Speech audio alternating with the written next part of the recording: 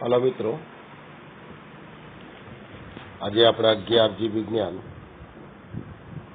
પ્રકરણ નંબર 16 પાચન અને અભિશોષણ એમાં આપણે જોઈશું પાચન માર્ગની અનિયમિતતા. પાચન માર્ગની અનિયમિતતા અને તેને કારણે થતા રોગો.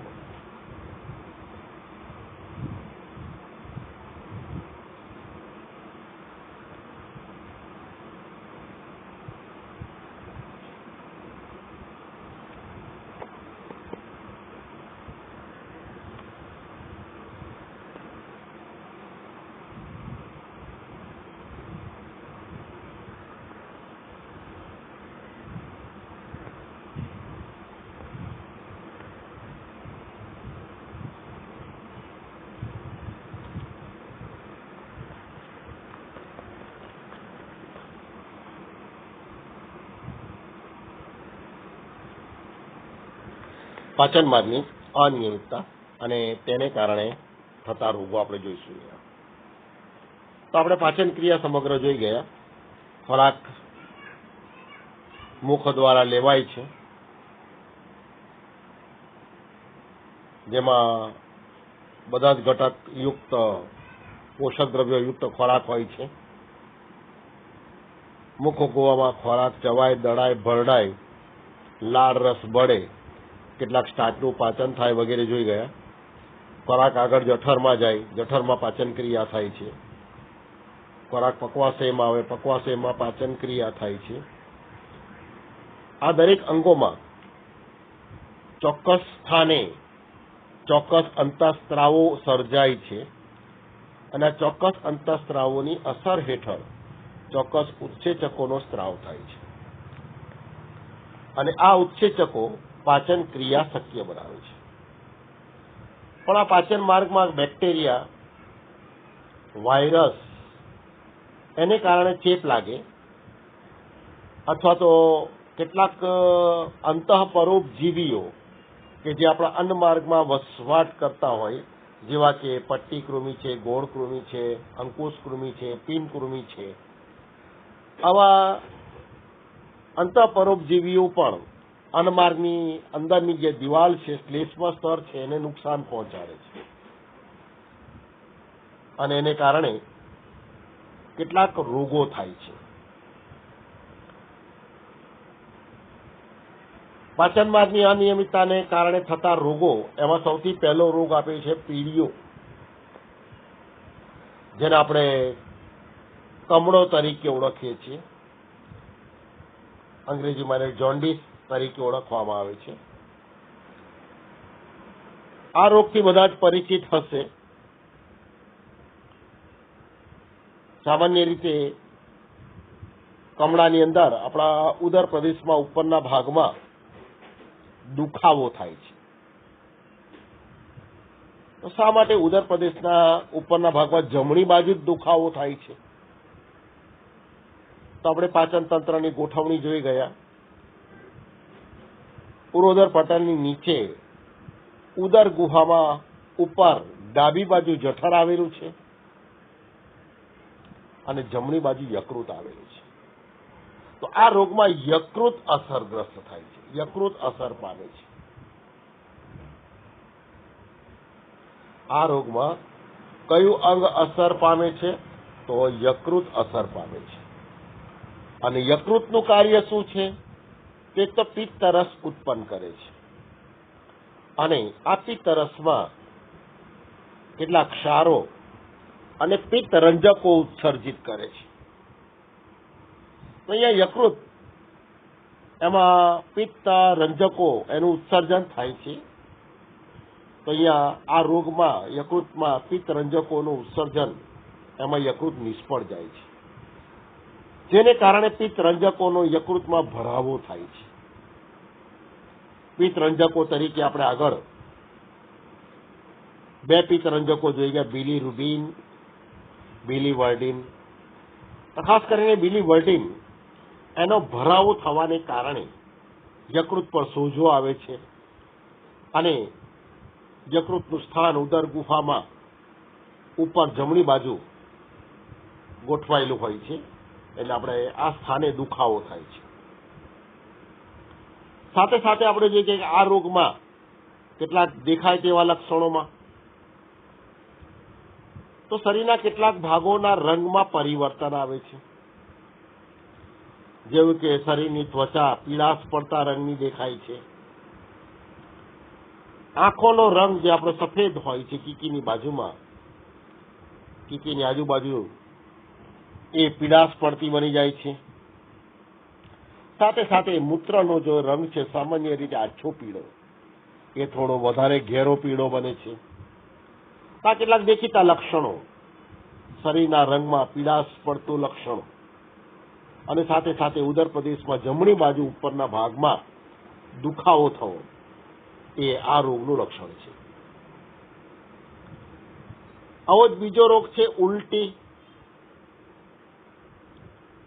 અહીંયા બે રોગ આપેલા છે, ઉલટી અને ઝાડા અન્નમાર્ગમાં. જો જઠર સુધીના ભાગમાં કોઈક અનિયમિતતા સર્જાય કે વિષ અસર જોવા મળે તો જઠરમાંના દ્રવ્યો મુખ દ્વારા બહાર આવે છે, એને ઉલટી તરીકે ઓળખવામાં આવે. જ્યારે આંતરડાની અંદર કોઈ ખામી સર્જાય, આંતરડાના કાર્ય બરાબર ન થાય, અભિશોષણ બરાબર ન થાય, પાણીનું શોષણ બરાબર ન થાય, એમાં રહેલા સ્નાયુઓ એમાં પરિસંકોચન ગતિ અનિયમિત થઈ જાય અને એને કારણે મળની અંદર પ્રવાહિતતાનું પ્રમાણ વધે અને જે ઘટ મળનો ત્યાગ થવો જોઈએ એના કરતાં પ્રવાહી સ્વરૂપમાં મળ ત્યાગ થાય, એ મળ દ્વાર મારફતે નિકાલ પામે છે. એટલે જઠર સુધીના ભાગમાં ખામી હોય તો એમાં રહેલા ઘટકો મુખ દ્વારા બહાર આવે, એને ઉલટી કહીશું. અને આંતરડામાં કોઈ ખામી સર્જાય, તેના ઘટકો એમાં પ્રવાહીનું પ્રમાણ વધી જાય અને મળદ્વાર દ્વારા બહાર આવે, એને ઝાડા તરીકે ઓળખવામાં આવે. અહીંયાથી બીજો રોગ આપણે જોઈએ ઉલટી. એમાં જઠરમાંના જે ઘટકો છે એ મુખ દ્વારા બહાર આવે છે. ઉલટી થાય તે પહેલા બેચેની પણ અનુભવાય છે અને પછી બેચેની પછી જઠરના સ્નાયુઓનું અનિયમિત સંકોચન એને કારણે એમાંના ઘટકો મુખ દ્વાર મારફતે બહાર આવે છે, જેને આપણે ઉલટી તરીકે ઓળખીએ છીએ. આ ક્રિયા એક પરાવર્તી ક્રિયા છે. પરાવર્તી ક્રિયા આગળ આપણે એક વખત શીખી ગયા છે અને ચેતાતંત્રમાં પાછા શીખીશું. મગજના ઐચ્છિક કેન્દ્રોની જાણ બહાર, અનૈચ્છિક રીતે પ્રતિચાર દર્શાવવાની જે ક્રિયા છે એને પરાવર્તી ક્રિયા તરીકે ઓળખવામાં આવે છે. મોટાભાગની પરાવર્તી ક્રિયાઓનું નિયમન કરોડરજ્જુ દ્વારા થાય છે. તો અહીંયા જે ઉલટીની જે પરાવર્તી ક્રિયા છે એના નિયમન માટેના જે કેન્દ્રો છે લંબ મજ્જામાં આવેલા હોય છે. તો અહીંયા બે ત્રણ રીતે પ્રશ્ન આવી શકે. જઠરમાંના ઘટકો મુખ દ્વારા બહાર આવે છે, કયા રોગનું લક્ષણ છે? બીજું,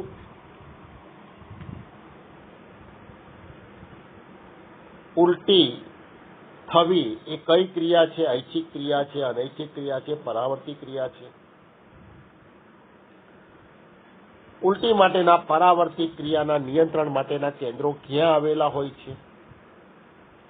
ઉલટી માટેની પરાવર્તી ક્રિયાના કેન્દ્રો લંબ મજ્જામાં આવેલા હોય છે અને ઉલટી થવા પહેલા બેચેની અનુભવાય છે, એ દરેકને અનુભવ થયેલો છે. ત્રીજો રોગ આપેલો છે ઝાડા.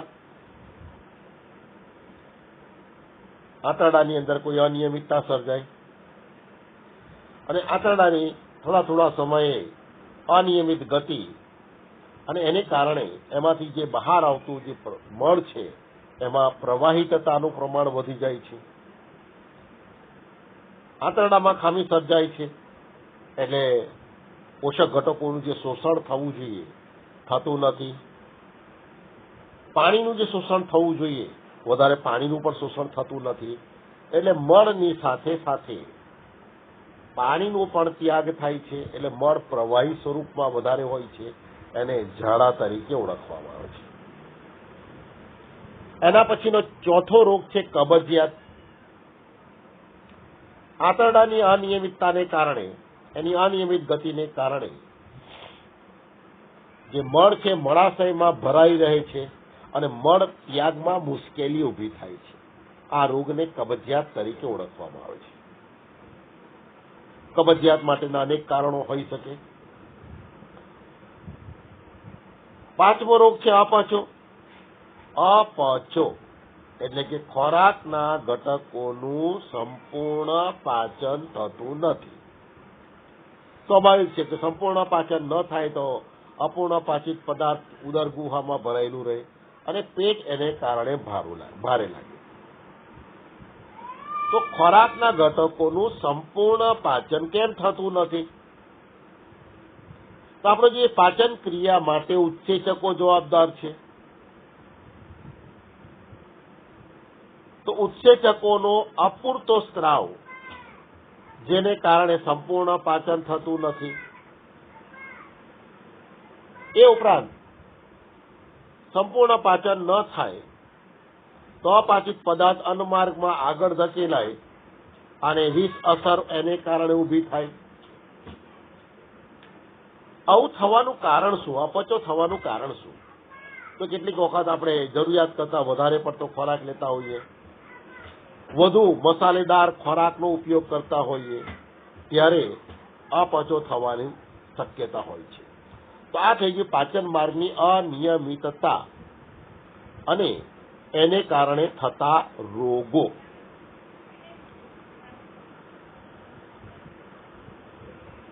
હવે આવો જ બીજો પ્રશ્ન છે પોષણ પદાર્થોની ઉણપ અને એનાથી કયા રોગો થાય છે અને એમાં કયા લક્ષણો જોવા મળે છે. તો સામાન્ય રીતે આપણે જોઈએ કે આપણને પૂરતા પ્રમાણમાં આહાર મળી રહેતો હોય, ખોરાક મળી રહેતો હોય છે અને એ ખોરાકમાં બધા જ ખોરાક પોષક ઘટકો યોગ્ય પ્રમાણમાં હોય, તેમાંથી આપણા શરીર માટે વૃદ્ધિ વિકાસ માટે પણ જરૂરી ઘટકો મળી રહેતા હોય છે. શરીરનો વૃદ્ધિ અને વિકાસ થાય, માનસિક વિકાસ પણ થાય, સ્નાયુ વિકાસ પણ થાય. પણ કોઈક વખત એવું બને કે આપણને ખોરાક વધુ પડતો દેખાય પણ એનું પોષણ મૂલ્ય ઓછું હોય. જેટલા પ્રમાણમાં એમાંથી પ્રોટીન મળવું જોઈએ એ પ્રોટીન પૂરતા પ્રમાણમાં મળતું નથી. અને આપણા શરીરના બંધારણ માટે પ્રોટીન ખૂબ અગત્યનું ઘટક છે. જો પ્રોટીનનું જ પ્રમાણ ઓછું હોય તો શરીરના અવયવો એના બંધારણ માટે પ્રોટીન ઓછું પડે એટલે સ્નાયુ વિકાસ નબળો થાય, શારીરિક વિકાસ નબળો થાય, માનસિક વિકાસ પણ નબળો થાય, મગજનો વિકાસ પણ ઓછો થાય. અને કેટલીક વખત એવું મળે કે કેટલાક દેશોમાં જરૂર પૂરતો ખોરાક પણ પ્રાપ્ત થતો નથી, એટલે ત્યાં ભૂખમરાની સ્થિતિ સર્જાય છે. દાખલા તરીકે 70-80ના દાયકામાં ઇથોપિયા, જે આફ્રિકન જે દેશ છે એમાં માત્ર એક વખત ચાલે એટલું દૂધ અને બ્રેડ જો મેળવવું હોય તો કલાકો એમાં લાઈનમાં ઉભા રહેવા પડતું.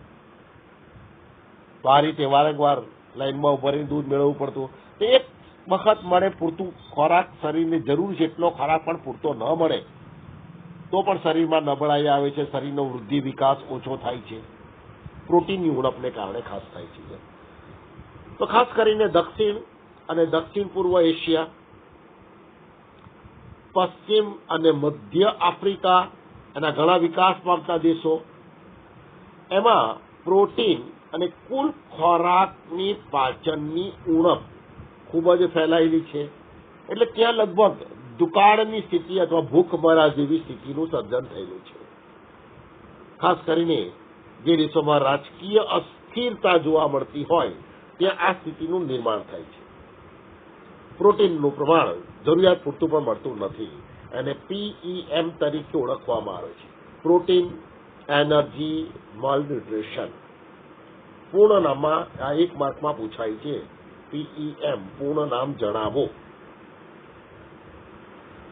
તો જ્યાં જરૂરિયાત પૂરતો પણ ખોરાક ન મળતો હોય અથવા ખોરાકમાં પૂરતા પ્રમાણમાં પ્રોટીનની ઉણપ હોય ત્યાં ખાસ કરીને નાના બાળકોમાં કેટલાક રોગો થતા હોય છે પ્રોટીનની ઉણપને કારણે.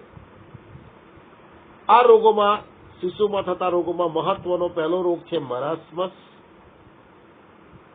અને આવો જ બીજો રોગ છે ક્વોશિયોકોર. મરાસ્મસ અને ક્વોશિયોકોર ખાસ કરીને નાના બાળકોમાં થાય છે અને એક માર્કમાં એમાંથી ખાસ પૂછાય છે કે 1 વર્ષથી નાના બાળકોમાં પ્રોટીનની ઉણપને કારણે થતો રોગ કયો? તો મરાસ્મસ. અને 1 વર્ષથી વધુ વયના બાળકોમાં ઊંચી કેલરી મૂલ્ય અને ઓછા પ્રોટીનવાળા ખોરાકથી થતો રોગ કયો? તો ક્વોશિયોકોર. ખાસ યાદ રાખજો, બંને રોગ નાના બાળકોમાં થાય છે, પણ મરાસ્મસ પ્રોટીનની ઉણપને કારણે અને 1 વર્ષથી નાની વયના બાળકોમાં ખાસ કરીને જોવા મળે, જ્યારે ક્વોશિયોકોર 1 વર્ષથી વધુ વયના બાળકોમાં ઊંચું કેલરી અને ઓછા પ્રોટીનવાળા ખોરાકને કારણે થતો રોગ છે.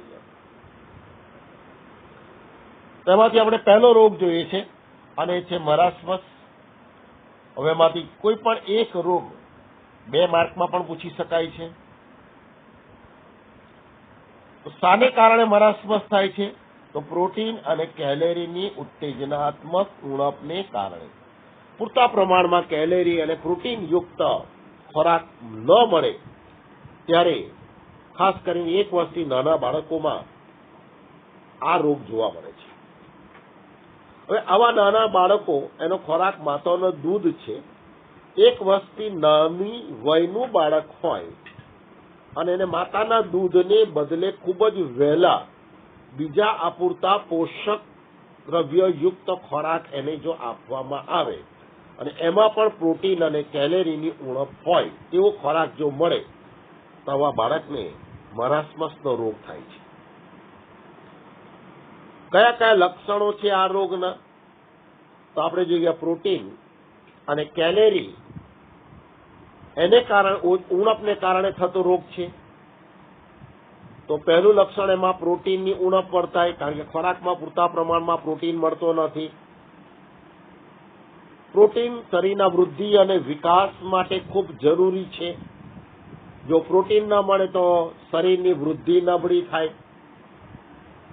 બીજું, આપણા શરીરમાં જે ખોરાક લઈએ એ ખોરાકમાંના પ્રોટીન શરીરના પેશીઓના બંધારણમાં વપરાય છે, પણ જ્યારે શરીરમાં પ્રોટીનની ઉણપ હોય તો શરીર પેશીઓમાંથી પ્રોટીન જરૂરિયાત મુજબનો લઈ લે છે. તો એમાં પેશીય પ્રોટીન એની ફેરબદલી થાય.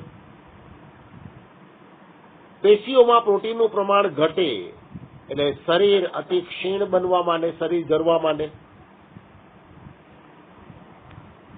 સ્નાયુ વિકાસ નબળો હોય એટલે ઉપાંગો પાતળા થાય. ત્વચા સૂકી, પાતળી અને કરચલી યુક્ત બની જતી હોય છે.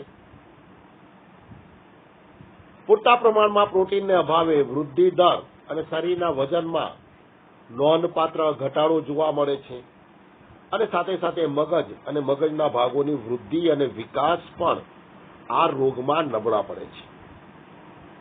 તો આ થઈ ગયા મરાસ્મસના લક્ષણો. પ્રોટીનની ઉણપ વર્તાય, વૃદ્ધિ નબળી થાય, પેશીય પ્રોટીનની ફેરબદલી જોવા મળે, જેને કારણે શરીર અતિ ક્ષીણ બને, નબળું બને. પ્રોટીનને અભાવે સ્નાયુ વિકાસ પણ થતો નથી એટલે ઉપાંગો પાતળા બને. ત્વચા સૂકી, પાતળી, કરચલી યુક્ત બને. વૃદ્ધિ દર એ બાળકનો ઘટે અને એ બાળકના વજનમાં પણ નોંધપાત્ર રીતે ઘટાડો જોવા મળે અને સાથે સાથે માનસિક વિકાસ પણ એનો ઓછો થાય છે. મગજ અને મગજના ભાગો જે પ્રમાણમાં વૃદ્ધિ પામવા જોઈએ તેટલા વૃદ્ધિ પામતા નથી, એટલે મગજ અને મગજના ભાગોની વૃદ્ધિ અને વિકાસ પણ એમાં નબળો પડે છે. બીજો રોગ છે ક્વોશિયોકોર.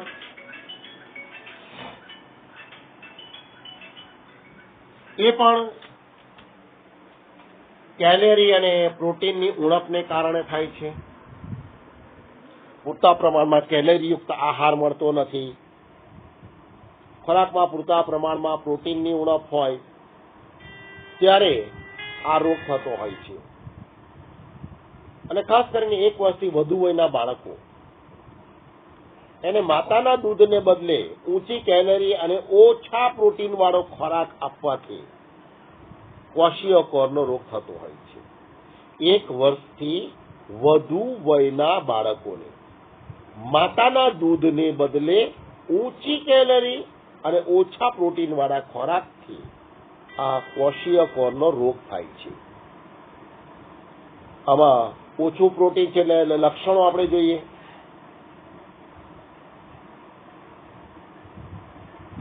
તેમાં સ્નાયુઓની નિષ્ફળતા એટલે સ્નાયુ વિકાસ ઓછો થાય. સ્નાયુ વિકાસ ઓછો થાય એટલે ઉપાંગો પાતળા બને,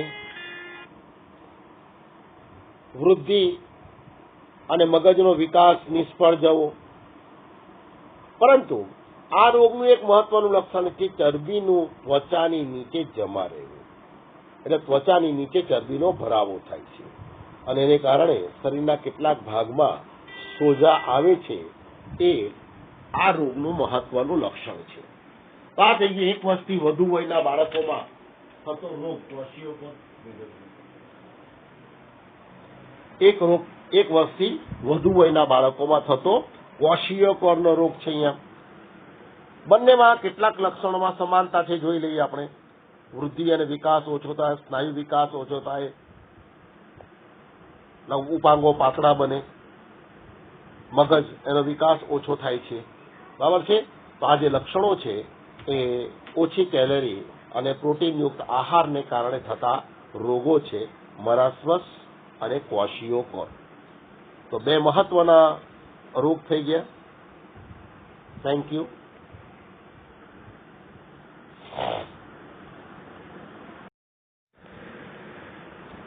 મિત્રો, હવે આપણે જોઈએ કેટલાક તફાવત. 2 માર્કમાં ખાસ કરીને આવા તફાવત પૂછાય છે. તફાવત આપણે થિયરી ચલાવતી વખતે પણ જોઈ ગયા છે. એમાં પહેલો તફાવત છે જઠર પાક અને પૂર્ણ પાક. જઠર પાક અથવા આપણે એને આમ પાક તરીકે પણ ઓળખી ગયા. જઠર પાક અથવા એને એસિડિક છે એટલે આમ પાક તરીકે પણ ઓળખવામાં આવે છે. તો 2 વાતમાં તફાવત પૂછાય છે. 4 મુદ્દા. તો સૌથી પહેલો, કયો પાક ક્યાં બને છે? તો જઠર પાક જઠરમાં તૈયાર થાય છે.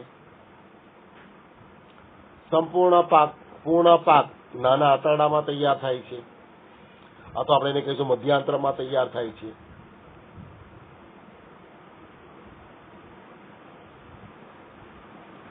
જઠરમાં બને, પૂર્ણ પાક મધ્યાંતરમાં બને.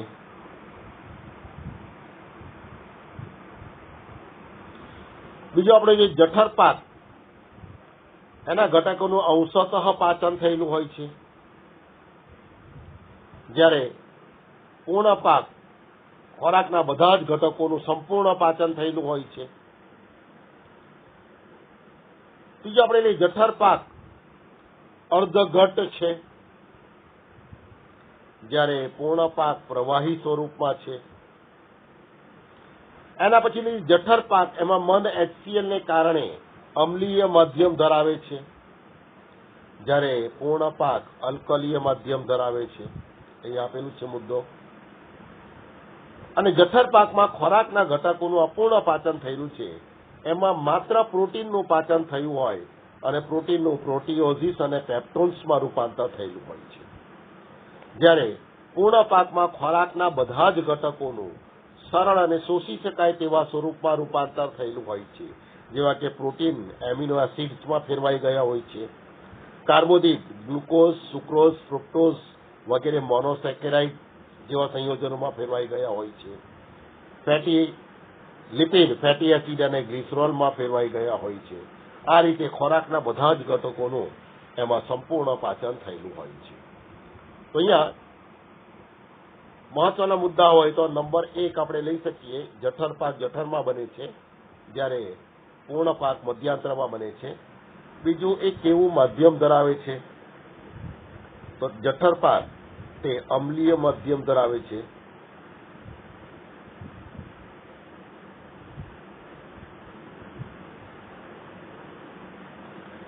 જ્યારે પૂર્ણ પાક તે અલ્કલીય માધ્યમ ધરાવે છે.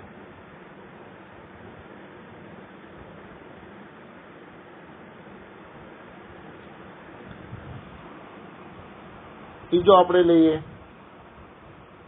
તેના ઘટકો અપૂર્ણ પાચિત હોય છે.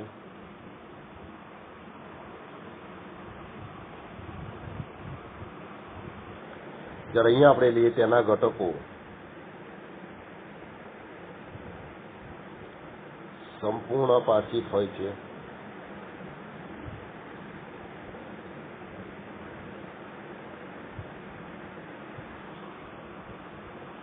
ચોથો આપણે લઈએ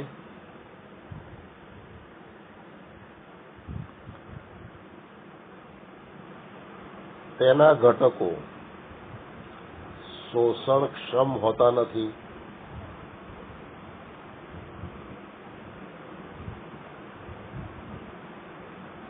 એટલે કે શોષી શકાય તેવા સ્વરૂપમાં હોતા નથી.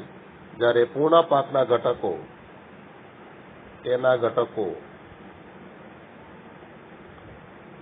શોષણક્ષમ હોય છે, શોષી શકાય તેવા સ્વરૂપમાં હોય છે. પાંચમો લઈએ તે અર્ધઘટ હોય છે.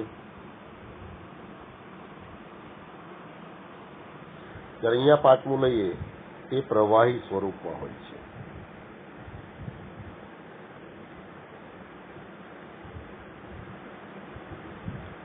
તો આ રીતે જઠર પાક અથવા આમ પાક અને પૂર્ણ પાક ઉપર પણ લખી શકાય અને પાંચ આ રીતે પણ સરળ બનાવીને પણ લખી શકીએ આપણે. તો આ પહેલો તફાવત થઈ ગયો જઠર પાક અને પૂર્ણ પાક અથવા આમ પાક અને પૂર્ણ પાક. એ જ રીતે હવે બીજો તફાવત લઈએ આપણે અને જે પેપ્સિનોજેન અને ટ્રિપ્સિનોજેન. તો આપણે જોઈએ કે પેપ્સિનોજેન અને ટ્રિપ્સિનોજેન બંને પ્રોટીનના પાચન માટેના નિષ્ક્રિય પ્રોટીએઝો છે. બંને પ્રોટીનના પાચન માટેના નિષ્ક્રિય પ્રોટીએઝો છે. પણ પેપ્સિનોજેન એનો સ્ત્રાવ જઠરના શ્લેષ્મ સ્તર એના ગ્રંથિમાંથી થાય છે, જ્યારે ટ્રિપ્સિનોજેનનો સ્ત્રાવ સ્વાદુપિંડમાંથી થાય. સ્વાદુપિંડ ખંડિકાઓ એમાંથી સ્વાદુરસનો સ્ત્રાવ થાય છે અને આ સ્વાદુરસમાં આ નિષ્ક્રિય ઉત્સેચક રહેલો હોય છે. તો જઠર ગ્રંથિમાંથી અને સ્વાદુપિંડમાંથી સ્ત્રાવ એક તફાવત છે અહીંયા. તો અહીંયા પેપ્સિનોજેન જઠર રસમાં રહેલો નિષ્ક્રિય પ્રોટીલાઇટિક અથવા પ્રોટીએઝ છે, જ્યારે ટ્રિપ્સિનોજેન સ્વાદુરસમાં રહેલો નિષ્ક્રિય પ્રોટીએઝ છે. તો આ બંને નિષ્ક્રિય પ્રોટીએઝો ત્રીજો મુદ્દો લઈ શકીએ આપણે કોની હાજરીમાં સક્રિય સ્વરૂપમાં ફેરવાય છે. તો આપણે જોઈએ કે પેપ્સિનોજેન એ જઠર રસમાં રહેલો હોય છે અને જઠર રસમાં જ રહેલા મંદ HCl ની હાજરીમાં તે સક્રિય સ્વરૂપ પેપ્સિનમાં ફેરવાય છે. તો મંદ HCl એ સહઉત્સેચક તરીકે વર્તીને નિષ્ક્રિય પેપ્સિનોજેન અને સક્રિય પેપ્સિનમાં ફેરવે છે, જ્યારે ટ્રિપ્સિનોજેન એ આંતરરસમાં રહેલો સહઉત્સેચક એન્ટેરોકાઇનેઝની મદદથી સક્રિય સ્વરૂપ ટ્રિપ્સિનમાં ફેરવાય છે. તો અહીંયા પ્રશ્ન બીજી રીતે પણ આવી શકે.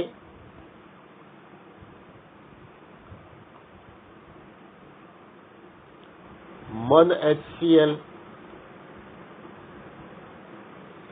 પેપ્સિનોજેન, તો અહીંયા એન્ટેરોકાઇનેઝ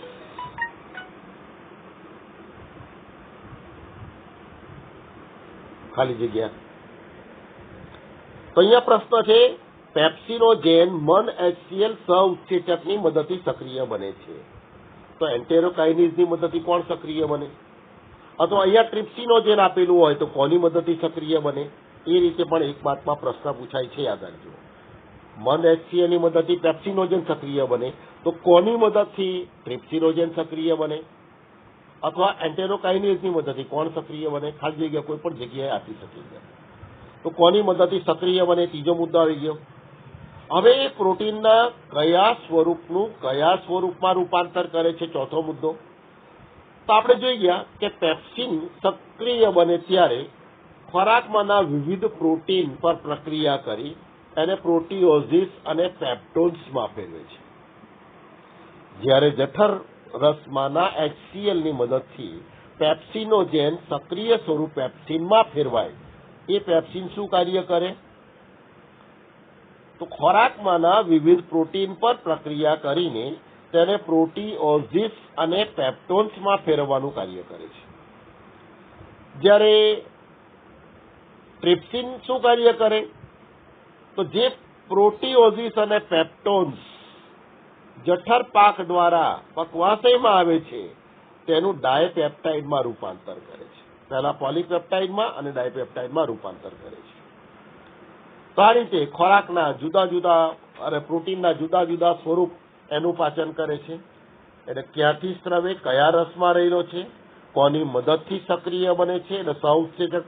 આ સહઉત્સેચક ખૂબ મહત્વનું છે, યાદ રાખજો. અહીંયા જઠરમાં મન HCl સહઉત્સેચક તરીકે વર્તે છે. પેપ્સિનોજેને સક્રિય સ્વરૂપ પેપ્સિનમાં ફેરવે છે, અને પક્વાશયમાં એન્ટેરોકાઇનેઝ સહઉત્સેચક તરીકે વર્તે છે, અને નિષ્ક્રિય ટ્રિપ્સિનોજેને સક્રિય સ્વરૂપ ટ્રિપ્સિનમાં ફેરવે. અને ચોથો મુદ્દો, ખોરાક પ્રોટીનના કયા સ્વરૂપનું કયા સ્વરૂપમાં રૂપાંતર કરે છે. તો આ બીજો તફાવત થઈ ગયો, એ છે પેપ્સિનોજેન અને ટ્રિપ્સિનોજેન. હવે આવો ત્રીજો તફાવત આવવાની શક્યતા ઓછી છે, પણ પૂછી શકાય છે, અને એ છે યકૃત અને સ્વાદુપિંડ. તો અહીંયા યકૃત અને સ્વાદુપિંડ. તો યકૃત આપણે જોઈએ કે શરીરમાં આવેલી મોટામાં મોટી સહાયક પાચક ગ્રંથિ છે, અને જે સ્વાદુપિંડ છે એ આછા ગુલાબી રંગની અંતઃસ્રાવી તેમજ બહિઃસ્રાવી ગ્રંથિ છે.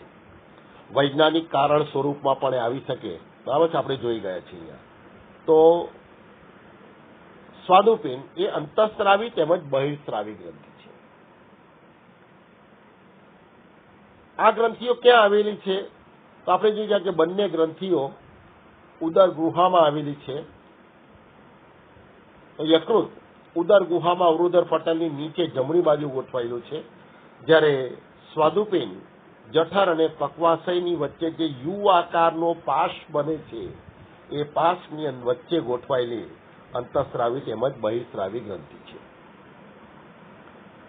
તો સ્થાન આવી ગયું. હવે આપણે લઈએ કયા પાચક રસનો સ્ત્રાવ કરે છે. તો આપણે જે યકૃતના કોષો પિત્ત રસનો સ્ત્રાવ કરે છે, જ્યારે સ્વાદુપિંડમાં આવેલા એના રચનાત્મક અને ક્રિયાત્મક એકમ સ્વાદુપિંડ ખંડિકાઓ, એમાંથી સ્વાદુરસ અથવા સ્વાદુપિંડ રસનો સ્ત્રાવ થાય છે. આ પાચક રસમાં શું હોય છે? તો આપણે જે પિત્ત રસની અંદર પિત્તરંજકો, બિલીરુબિન, બિલીવર્ડિન જોઈ ગયા, ઉત્સર્જિત પદાર્થો કાર્બનિક અને અકાર્બનિક ક્ષારો હોય છે, બરાબર છે. એમાં કોઈ રાસાયણિક પાચન માટેના ઉત્સેચકો હોતા નથી. જ્યારે સ્વાદુરસમાં ખોરાકના બધા જ ઘટકોના પાચન માટેના ઉત્સેચકો રહેલા હોય છે. બીજું લે તો યકૃતની અંદર રાસાયણિક પાચન માટેના કોઈ ઉત્સેચકો હોતા નથી. એટલે રાસાયણિક પાચનની ક્રિયામાં આ યકૃત સીધી રીતે કોઈ રીતે ભાગ ભજવતું નથી, પણ એમાંથી જે પિત્ત રસ સ્રવે છે એ પક્વાશયમાં જઠર પાકનું અમ્લીય માધ્યમ ઘટાડવામાં મદદ કરે છે, અને પક્વાશયમાં અલ્કલીય માધ્યમ બનાવે છે કે જેથી સ્વાદુરસના ઉત્સેચકો એમાં એ માધ્યમમાં કાર્ય કરી શકે. જ્યારે સ્વાદુપિંડ એમાં સ્વાદુરસ ઉત્પન્ન થાય છે, અને એના ઉત્સેચકો રાસાયણિક પાચનમાં પણ ભાગ લે છે, અને એના અંતઃસ્રાવો છે એ રુધિરમાં શર્કરાની સમતુલા જાળવવાનું કાર્ય કરે છે. તો આપણે જોઈએ કે અંતઃસ્રાવો એટલે સ્વાદુપિંડ ખંડિકાઓની વચ્ચે આંતરકોષીય અવકાશ વગરના કોષોના સમૂહો આવેલા હોય છે, જેને લેંગરહાન્સના કોષપુંજો તરીકે ઓળખવામાં આવે છે. આ લેંગરહાન્સના કોષપુંજોમાંથી ઇન્સ્યુલિન અને ગ્લુકાગોન જેવા અંતઃસ્રાવો સર્જાય છે. ઇન્સ્યુલિન જે રુધિરમાં શર્કરાનું પ્રમાણ ઘટાડવાનું કાર્ય કરે છે, જ્યારે ગ્લુકાગોન રુધિરમાં શર્કરાનું પ્રમાણ વધારવાનું કાર્ય કરે છે.